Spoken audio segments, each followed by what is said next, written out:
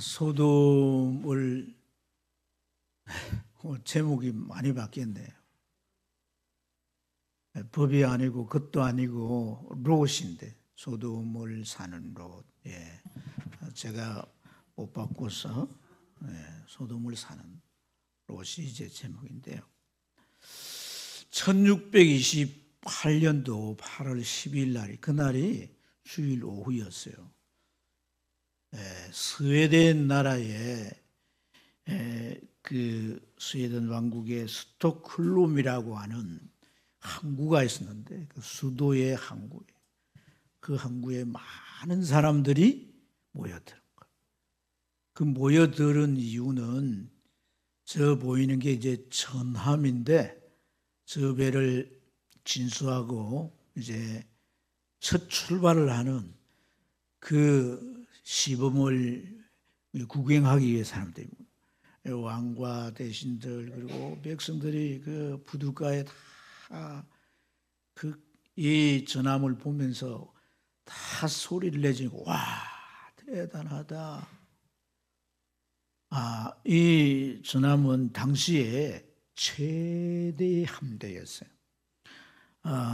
스웨덴 그 6대 왕인 구스타프 2세가 특별한 계획을 세워서 이 함대를 건조했는데 당시에 북유럽의 발트해 이 제해권을 누가 갖느냐가 관건이었어요.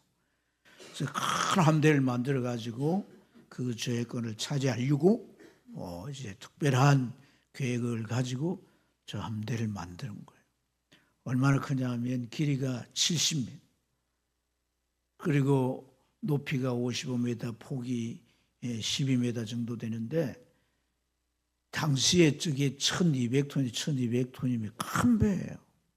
요즘 뭐 만 톤은 보통이고 뭐 몇십만 톤 뭐 엄청나게 큰 배. 그 당시에는 1600년대니까 17세기잖아요. 엄청나게 저리 큰 함대가 없는 거예요. 이 함대를 이제 이렇게 만드는데 저 함대가 이렇게 크기도 하지만은 중포가 64개인 거예요. 그리고 두 줄로 이 포를 쏠 수 있도록 그렇게 만들었고 각종 무기와 이 성선한 성모임만 하더라도 300명이 넘었어요. 뿐만 아니라 저 큰 함대를 어떻게 지장을 했냐면 앞에는 왕을 상징하는 사자를 위에다 놓고 그 밑에는 그 나라의 영웅들을 새겨 넣었어요. 그리고 이 모양을 아주 멋지게 그렇게 만들었던 거죠.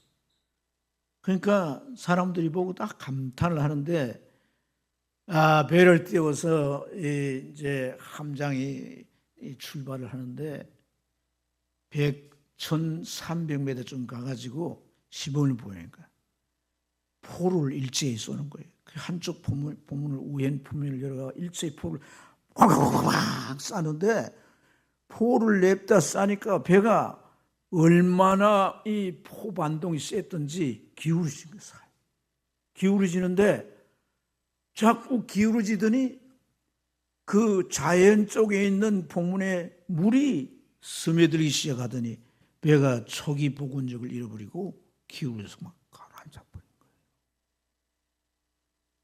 발트해를 주름 잡아야 할 이 바사호가 이 1km도 못 가가지고 그 왕과 국민들이 보는 앞에서 침몰하고 말한 거예요. 어처구니 없는 거죠. 흠한 거. 사람들이 참 다 보고 낙심하고 찾으라. 그래서 이제 그걸 조사를 하고 또 배를 그 침몰한 배를 이제 어떻게든지 끌어올리려고 하는데 저 왕이 끌어올리지 마라. 그리고 이 상황에 대한 보고를 더 이상 하지 마라. 내가 머리가 아파서 미칠 지경이다. 나로 하여금 잊게 해라. 사실 책임이 자기잖아요. 자기 계획이 있는데 그걸 그냥 아무 책임 소질 묻지도 않고 그렇게 이제 끝나버린 후대에 저 배를 탐사팀들이 건져 올려가지고 그 바사박물관이라고 하는 그 배 이름을 따가지고 박물관에 저렇게 복원해 놓은 거예요. 참 지금 봐도 어마어마하죠. 오늘 저는 롯의 얘기를 좀 같이 나누고자 합니다. 이 롯은 삼촌 아브람과 고향 갈대 우르를 떠나서 가나안 땅에 함께 살게 되었어요. 오늘 여기 말씀해 보면 네게브란 곳에서 베델과 아이 사이로 옮겨서 그들이 살게 되었다, 그렇게 말합니다. 네게브라고 하는 곳은 땅이 건조하고 또 땅이 건조하고 이렇게 광야 같은 곳이에요. 그리고 비가 오면 물이 이제 흘러가는 강도 생기고 하는데 그러다 보니까 초지가 많이 없어요. 이 사람들은 다 양과 소를 이제 치는 축업을 하잖아요, 그죠? 그런데 다른 곳으로 옮겼어. 베델과 아이 사이로 옮겼다고 하는 것은 때가 더 많아진 거예요. 그곳에서 양을 치기 부족해서 또 풀이 많은 곳으로 옮겼어요. 가나안 땅에 들어와서 하나님께서 보호하시고 잘 되게 하시니까 점점 복을 받아서 부유해지게 된 거예요. 그런데 이 롯과 함께 아브라함이 갈대 우르에 살 때에 어느 날 삼촌 아브라함이 온 집안 식구들을 모아놓고 내가 가나안 땅이란 곳으로 가려고 합니다, 이렇게 말할 때 전부 놀랐어요. 아니, 조상 대대로 지금 일궈놓은 이 터전을 두고 다른 곳으로 생면부지, 거기 가면 뭐 도와줄 사람도 아는 사람도 아무도 없는, 자기 땅 한 평도 없고 살아가는데 매우 불리한 곳으로 간다고 말했을 때 저 사람이 왜 저러지 다 이해가 안 됐고 롯도 이해가 안 됐어요.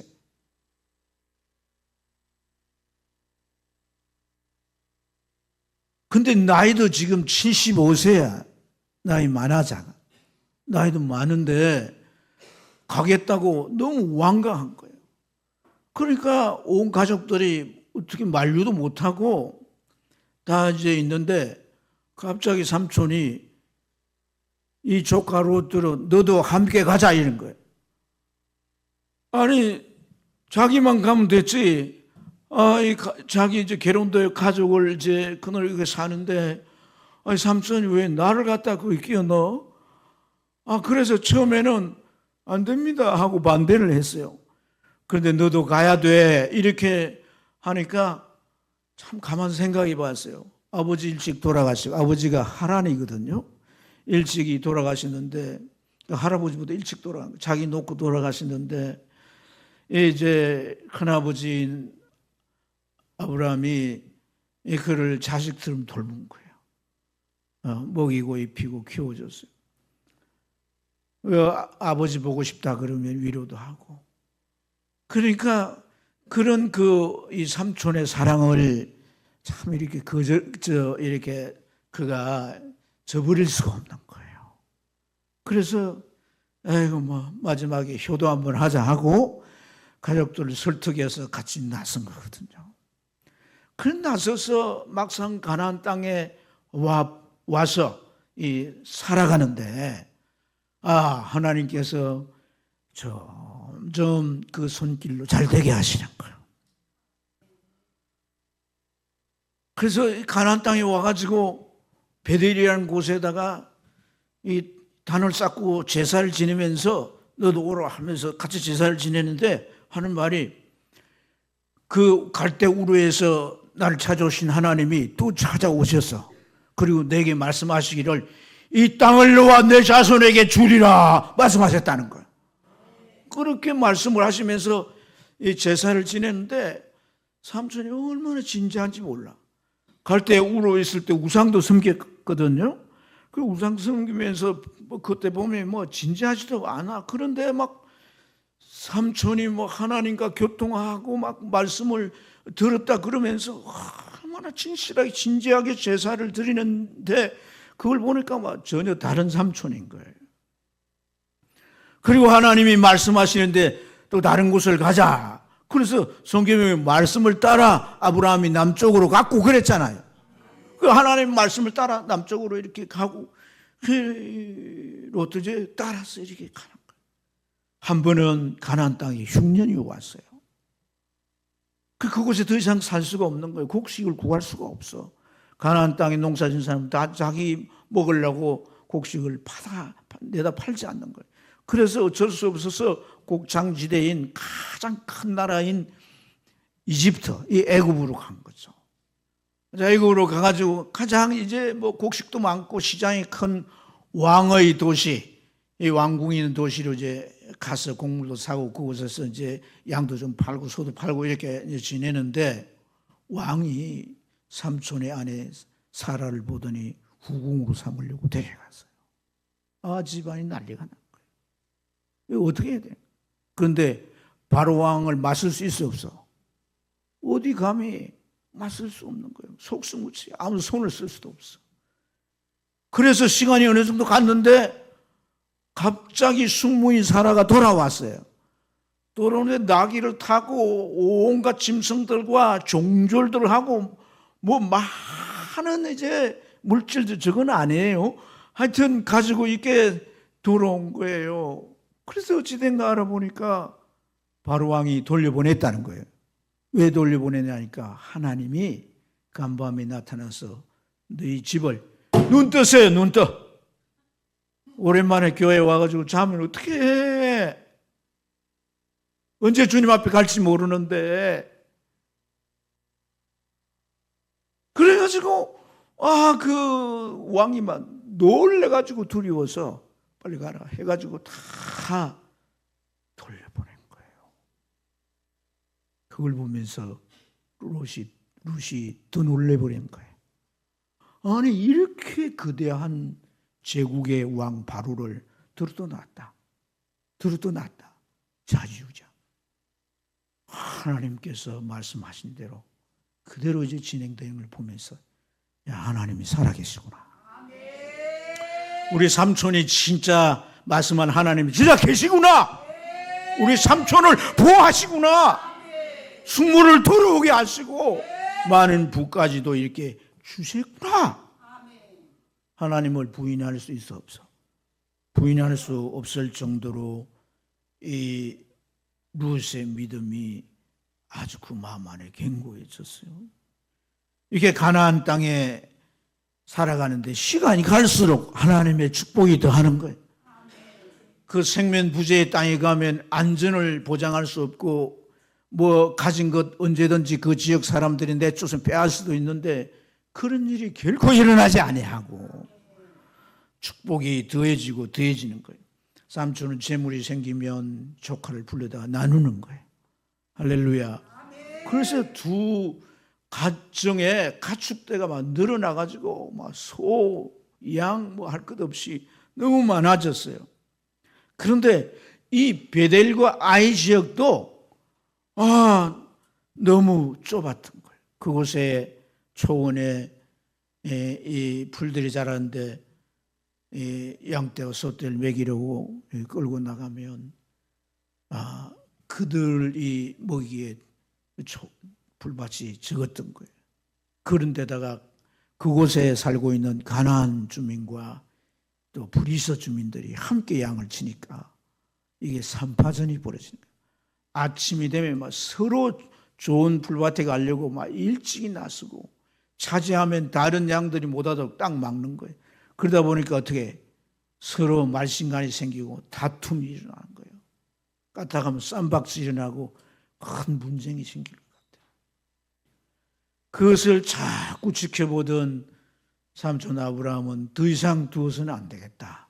해결책을 찾아야 되겠다. 그래서 조카롯을 불러가지고 우리가 이렇게 참 삼촌과 조카지간인데 우리의 이 목자들이 서로 싸우고 다투고 이렇게 분쟁이 일어나서는 안 된다.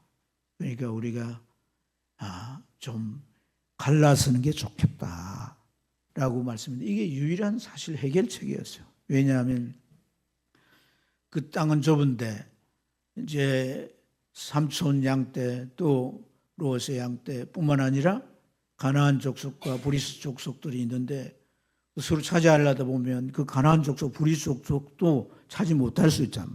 원성을 사게 되고 나중에 이것이 큰 문제로 비화되면 그곳에 살 수 있어요, 없어요? 살 수 없을 뿐 아니라 대적자가 되어서 아주 곤란한 상황에 처할 수가 있는 거예요. 그래서 이렇게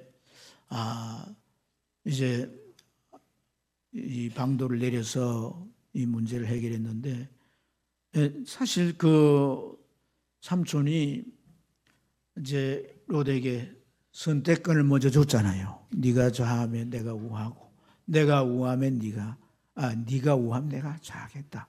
좋은 땅을 네가 차지해라 그 말이잖아요.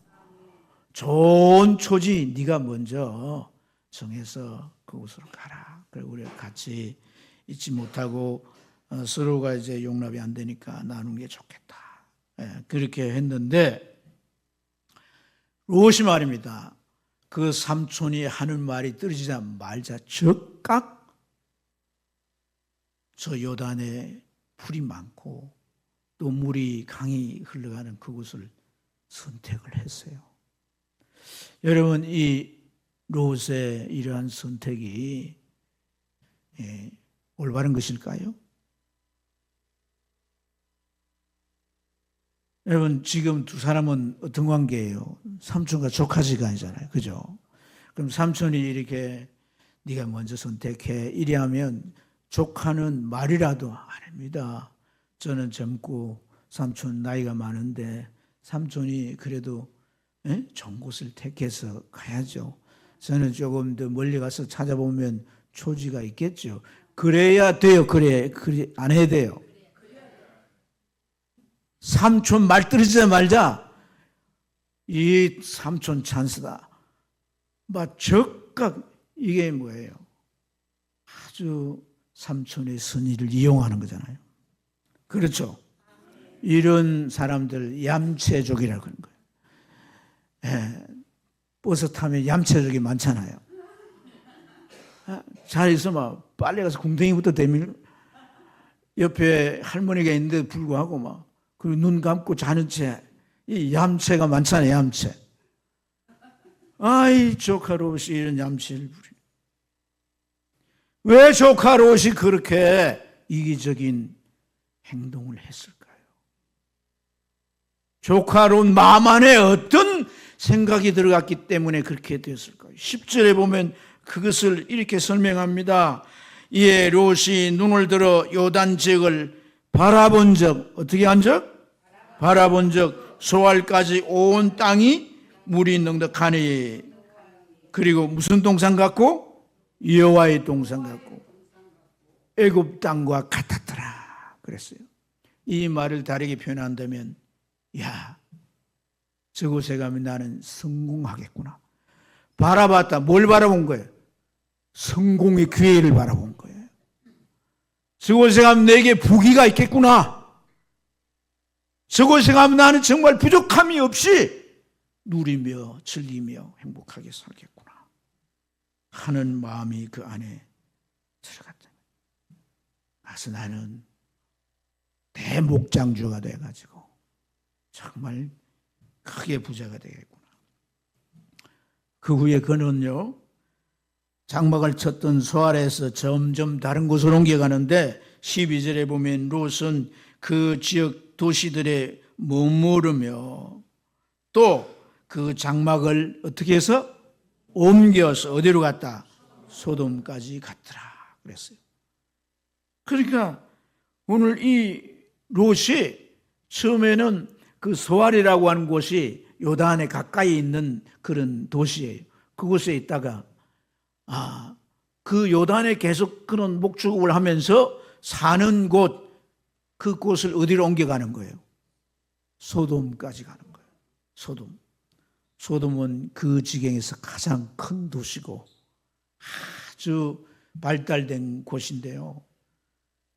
그 고고학자들이 지금 사해바다인데 그 사해바다 안에 있어요. 소돔 고모라. 그 탐사를 해보니까 너무 주택이 잘 지어 수도시설 다 돼 있고요. 배수시설이 너무 잘 돼 있고 그곳에서 살았던 사람들이 아이들 인형이며 장난감이며 이런 여러 가지 것들이 얼마나 문화와 문명을 누렸는가 하는 것들을 잘 볼 수 있더라는 거예요. 그곳으로 이 롯이 옮겨갔습니다. 요단들의 목축을 하니까 소와 양떼들이 좀 불을 떴잖아요. 살이 찌죠. 이 새끼들을 숨풍숨풍 나가지고 막 불을 나기 시작한 거예요. 젖을 짜가지고 도시 시장에 팔고 또 고기를 잡아가지고 시장에 팔고 돈이 들어오기 시작하는데 차곡차곡 쌓였어요. 그 돈을 가지고 소돔에다가 집을 산 거예요. 그리고 온 가족을 거기에 옮기는 거예요. 집을 지니고 그곳에 살면서 자녀들은 그 도시에 현대 교육을 받게 하고 그의 아내는 돈이 많으니까 좋은 옷에 온갖 시장에 가구들을 갖다가 아주 최상 고급의 가구들을 사다 드리고 부족함이 없이 살아왔죠. 자기가 예상했던 대로 부를 누리고 정말 행복하구나 라고 이제 느낄 정도의 삶을 살게 됐어요. 사랑하는 여러분, 롯이 요단들을 선택을 하고 또 그 도시들에 살다가 소돔 고모라로 옮겨가는 거 그건 나쁜 거 아닙니다. 그럴 수 있습니다. 사람은 누구든지 문명의 혜택을 받고 살고 싶어 하잖아요. 좋은 환경에 살고 싶어 하잖아요. 좀 더 좋은 집에 여유 있게 그렇게 살고 싶어 하잖아요. 제가 이제 나이들을 가만히 보니까 어떤 뭐 부자들, 뭐 상위 1%만 아니라 부자들이 사는 걸 보니까요. 음식도 그냥 먹질 않아요. 최고급 산지에서 직송을 해가지고 먹더라고요. 신선도가 중요한 거예요. 배를 채우는 게 문제가 아니더라고. 맛있는가. 옷도요. 백화점에 걸려있는 거 안 사요. 어떤 거 사요? 명품 안 산다니까. 명품보다 이렇게 몇 불 만들어 파는 거 있잖아요. 그거 뭐라 그래? 한정품. 그런 거 사는 거야. 그런 거 입는 거야. 그건 내가 입고 다니는 사람 다른 사람 못 입게 하려고. 돋보여야 되는 거예요. 이런 삶을 누가 누렸다는 거예요? 롯의 마누라가 누렸다는 거예요. 여러분, 이런 삶을 누리는 이러한 이 롯의 모습을 보면 여러분, 롯은 어느샌가 삶의 방향이 달라져 있는 거예요. 처음의 모습과 많이 바꿔져 있는 거예요. 삼촌 아브라함이 가나안 땅에 같이 가자고 했을 때 롯은 무엇 때문에 동행했습니까? 삼촌이 연로하고 이제 그 낯선 곳에 가서 어떤 병고나 당하지 않을까? 내가 삼촌을 보호하고 복양해야 되겠다는 그런 효심의 마음이 아니었어요? 그렇지 않습니까? 그리고 삼촌 곁에서 그는 누굴 체험하게 됩니까? 하나님을 체험하고 하나님을 만났어요. 할렐루야. 삼촌이 살아가는 삶의 방식도 봤어요.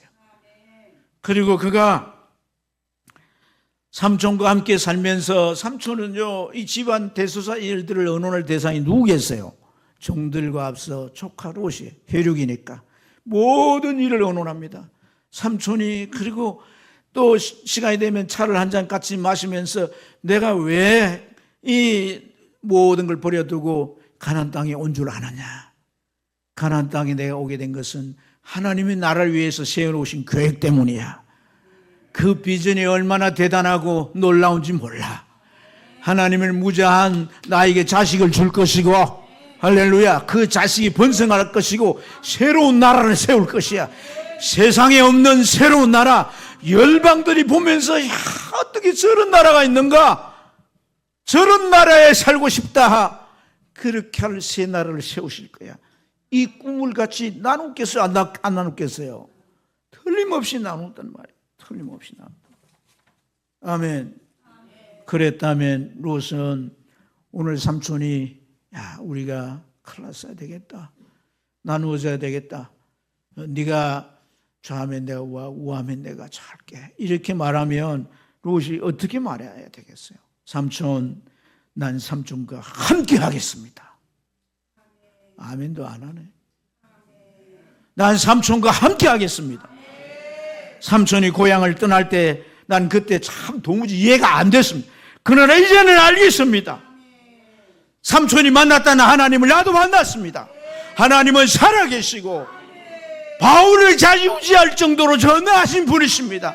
세상을 지배하실 분이신데 그 하나님이 창조주시고 그 하나님이 없는 것도 있게 하시는데 하나님께서 약속하셨다면 삼촌에게 지금까지 무자지만은 하나님께서 반드시 삼촌에게 자식을 주실 줄로 믿습니다. 그 자식을 통해서 새로운 나라를 펼칠 것인데 나도 그 일에 일원이 되겠습니다. 나도 동참하겠습니다. 삼촌이여 나를 가라고 하지 마세요. 누가 그런 말을 했어요? 룻이 그랬잖아요. 룻이 어머니가 나로 어머니를 떠나도록 말하지 마세요. 어머니가 가는 곳에 나도 가겠습니다. 어머니가 있는 곳에 나도 있겠습니다. 예? 어머니의 동족이 나의 동족이고 어머니 하나님이 나의 하나님입니다. 이랬잖아요. 죽음에는 갈라놓을 수 없습니다. 이 롯과 룻의 저만한 차이인 거예요. 님과 남이 저만한 차이라고 오늘 님이었다가 내일 헤어지면 남이 된다고 하더니 좀 룻을 본받아야 되는데 한참 후에 태어나서 그런가 하여튼 삼촌과 나는 떨어질 수가 없습니다. 왜 떨어질 수가 없는 거예요? 내가 양 몇 마리 더 못 키워도 좋습니다. 내 자신이 늘어나지 않을지라도 난 삼촌과 떨어져 살 수 없어요. 그래야 되는 거예요. 하나님을 발견했다며.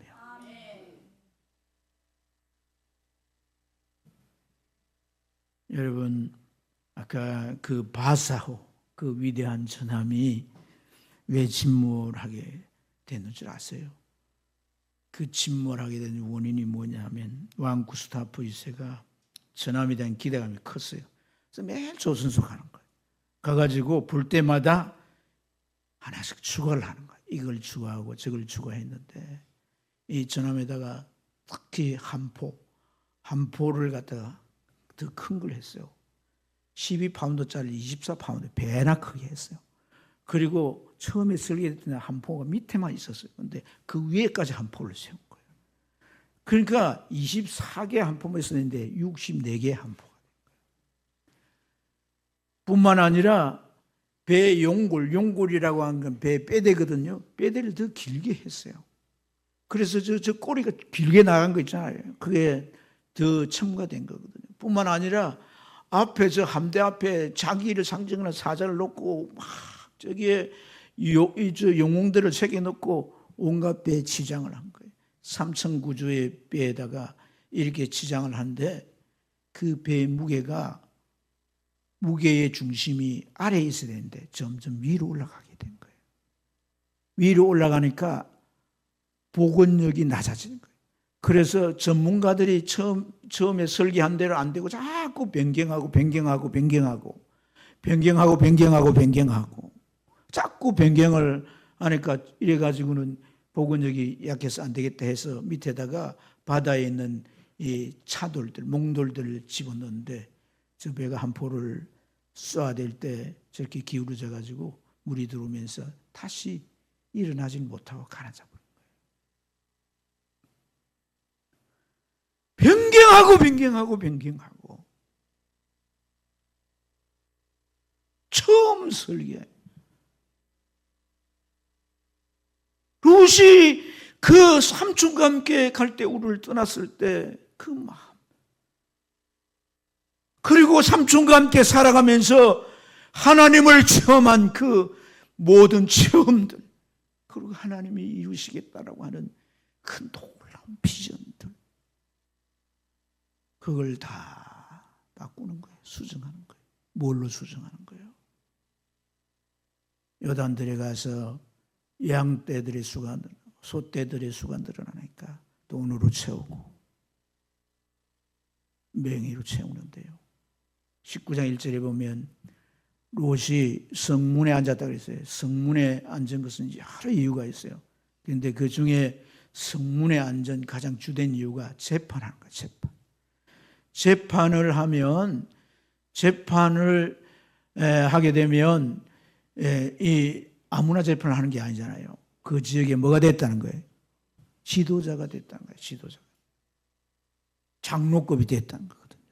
근데 여러분, 그 천사가 이 소돔 고모라를 멸망시키게 왔을 때에 그 천사를 이제 그에 대하여 이제 데려가서 이제 음란한 짓을 알려고 불량배들이 천사를 내놓으라 그러잖아요. 그때 이 롯이 내 딸들을 줄 테니까 손대지 말라고 하니까 그들이 뭐라고 말해요? 네가 우리의 재판관이냐 이렇게 말해요. 이 말은 무슨 말이냐면 너 어디 굴러 들어온 놈 아니냐?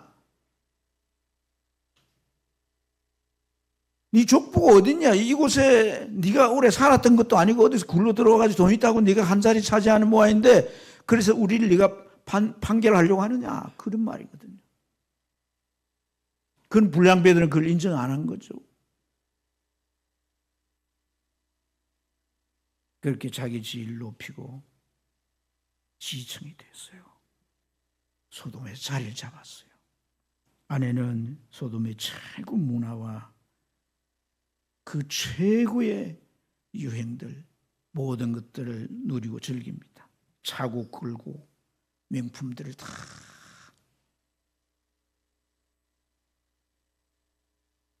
얼마나 그런 것들을 누린 즐거움에 중독이 됐든지 천사가 와서 망하니까 뒤돌아보지 마 하는데 왜 뒤로 뒤돌아봐? 왜 돌아봅니까? 노래도 있잖아요. 왜 뒤돌아봐? 너무 아까운 거야. 그거. 하나도 못 가지고 나온 게 너무 아까운 거야. 돌아보지 마라. 돌아보면 넌 죽는다. 죽는다는데도 돌아와야 돼요. 여러분, 세속 문화가 얼마나 강력한지를 알아야 되는 거예요. 우리 생각을 바꾸고 가치관을 바꾸고 삶의 패턴을 바꾸고 살아가는 방향까지 바꿔버려요. 세상에 함몰돼서 그것을 쫓도록 하는 거예요. 물론 세상이 여러분 겉으로 볼 때는 세상이 괜찮아 보입니다. 밝아 보입니다. 세상의 문화 문명은 뭐라고 말합니까? 아름다운 세상이야. 아름다운 세상이야. 그렇게 말해줍니다. 그러나 조금 더 들어가 보세요. 그 밑바닥을 보세요. 얼마나 더럽고 추하고 악한지. 어두운 세계를 조금만 더 보세요. 거기에는 인간다움이 없습니다. 불신자들요, 그냥 있을 때 양과 같습니다. 그런데 자기를 좀 손해보게 하고 자기를 건드린다. 이리같이 사자같이 바뀌어집니다. 오늘 우리가 여러분 참 이 땅의 삶이 중요한 거예요. 어떻게 사느냐가 중요한 거예요. 롯은 그의 자녀들 두 딸이 있는데 이 두 딸 제대로 교육하지 못합니다. 성윤리가 바닥인 거예요. 그 소돔 고모라의 남자들 장인이 그래 이곳이 멸망하니까 같이 대피하자고 말하지만 농담으로 들을 정도로 영적인 지수는 제로예요. 그런 관계에서 무슨 얘기가 주고받아지겠냐는 거예요. 이 딸들이 나중에 어떻게 합니까? 아버지 술취해 잠재 놓고 동침해서 후손들 퍼뜨려. 이게 성윤리가 있는 거예요, 없는 거예요? 여러분, 소돔이 다른 곳이 아닙니다. 지금이 소돔이에요. 그렇지 않습니까, 여러분? 얼마 전에 페루 대통령이 청소년들 자발적으로 성관계하는 것은 미래에 좋다, 그런 말을 했어요. 매스컴이 난리가 났어요. 우리나라는 그런 사람이 없는 줄 아세요? 조국 혁신당 대표되는 사람, 그 사람이 법무부 장관 나올 때 무슨 말을 한 줄 아세요? 고등학교 다니는 아이들 정도면 그들이 스스로 선택해서 성인과 성관계하고 하는 것은 법적으로 처벌받지 않게 해야 된다. 지 딸이 그랬으면 어떻게 했을까? 세상이 어느 정도 가는지를 우리가 가늠해야 돼요. 짐작해야 돼요. 세상 사람들 보세요. 자기 아내, 자기 남편 두고 다른 남자 만나서, 우리나라의 모텔은 왜 그리 많습니까? 그 모텔 그렇게 크게 짓고 돈 많이 들어놨는데 어떻게 운영이 돼요? 운영이 다 되니까 지금까지 있겠죠.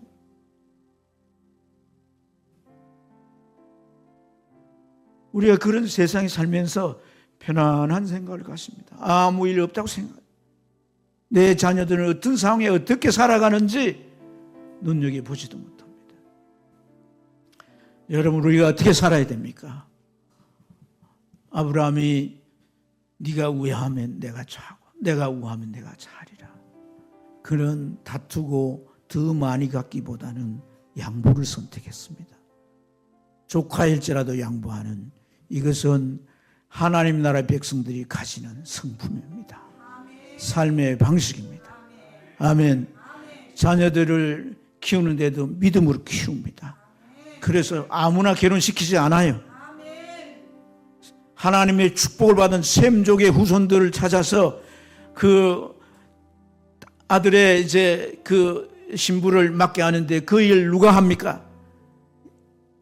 종이, 담메색 사람 종이 그 일을 맡아서 그 일을 이제 하는데, 그 종이 어떻게 그 일을 합니까? 여러분, 하나님에 가서 자기 그 끌고 온 낙들 이제 물을 먹게 되는데, 물 먹이자 가만히 기다리고 있는다.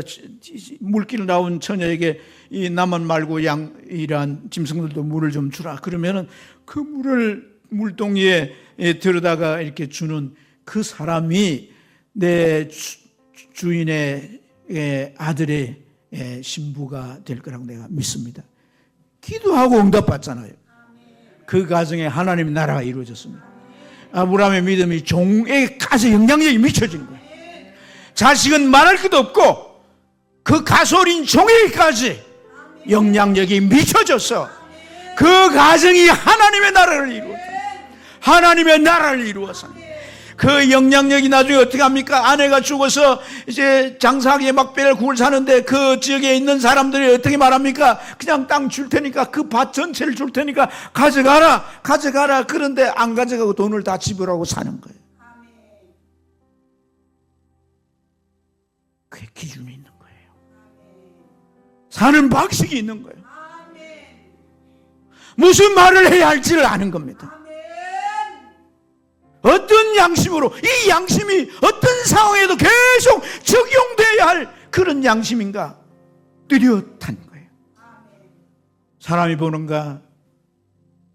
누가 시험하는가? 이런 게 아니에요. 있든 보든 안 보든.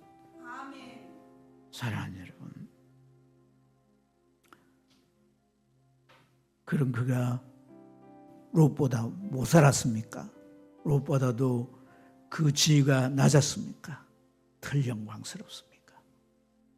마태복음 6장 33절은 너희가 먼저 그의 나라와 그의 의를 구하면 이 모든 것을 너희에게 더하시리라. 사랑하는 여러분, 어떻게 세상을 사시고 계십니까? 그냥 밥 먹고 주어진 일 하고 되는 대로 사십니까? 그리 살면 안 됩니다. 내 가정이, 내 직장이 하나님의 나라가 이루어지도록 어떻게 하면 그 나라를 구해내 갈 것인가?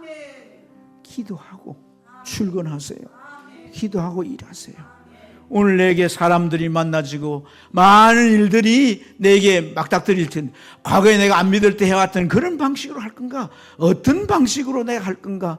미리 생각하면서 삶을 대처해야 할 줄로 믿습니다.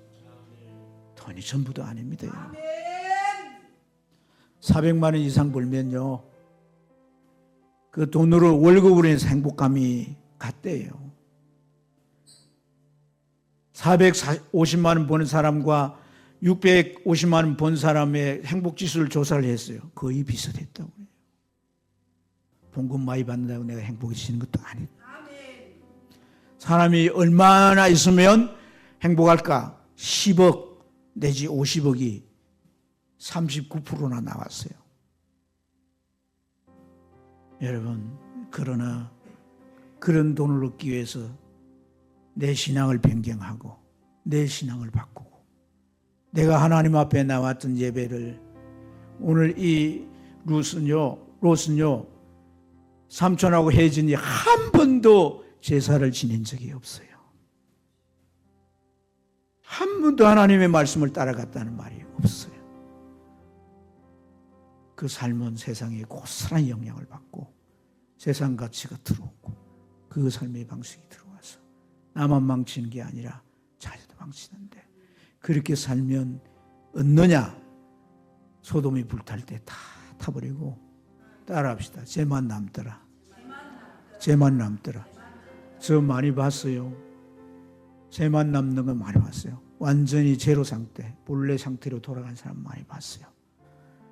여러분, 예수 믿습니까? 하나님의 자녀입니까? 하나님은 우리 삶을 그냥 구경하지 않으세요. 그냥 내버려 두지 아니하세요. 관여하세요. 간섭하세요. 우리 삶을 주님이 바로 세워가신다는 걸 깨달아야 됩니다. 그래서 함부로 살 수 없어요. 말씀을 따라 살길 바랍니다. 그게 믿는 거예요. 말씀을 따라 사세요. 기도하십시다.